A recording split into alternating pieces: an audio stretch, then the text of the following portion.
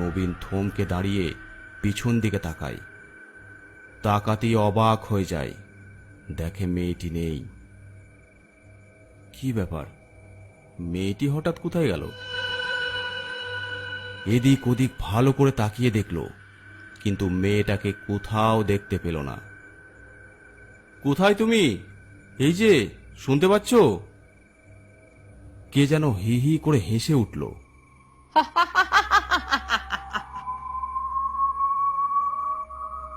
এবার নবীনের প্রচন্ড ভয় করতে লাগলো। ওর বুঝতে বাকি রইল না যে মেয়েটা কোনো স্বাভাবিক মেয়ে নয়, নিশ্চয়ই সে ভূত প্রেতের পাল্লায় পড়েছে।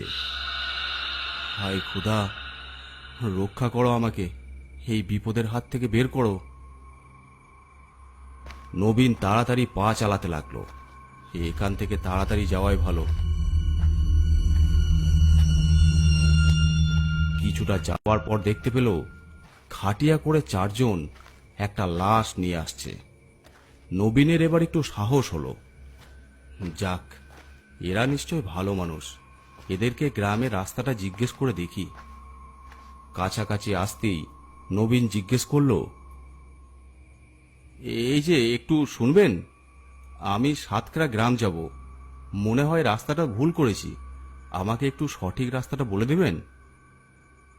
আমাদের সঙ্গে আসুন, এই লাশটা মাটি দিয়ে আমাদের সঙ্গে যাবেন, আমরা ওই গ্রামেই যাব।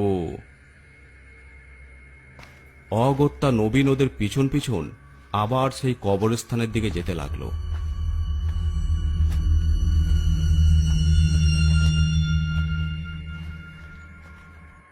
খানিক পর কবরস্থানের পাশে সেই বট গাছের কাছে এসে পৌঁছালো। লাশটা নামিয়ে বলল, আপনি এখানে এই লাশটার পাশে বসে থাকেন, আমরা কবর খুঁড়তে চললাম, কবর খোঁড়া হয়ে গেলে আবার লাশ নিয়ে গিয়ে দাফন করব। মানে আমি একাই লাশের পাশে কি করে থাকব? কেন, ভয় করছে নাকি? ভয় করাই তো স্বাভাবিক, আপনারা কেউ একজন সাথে থাকুন না। কোনো ভয় নেই, আমরা কবরস্থানের ভেতরেই থাকব।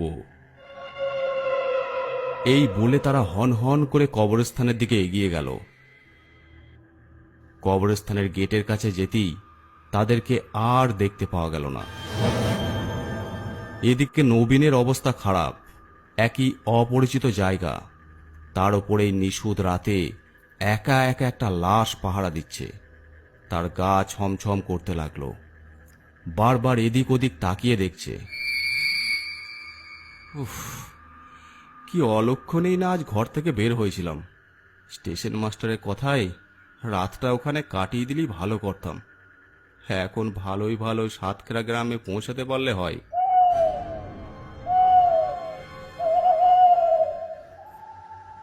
নবীন আর চোখে একবার লাশটা দেখল।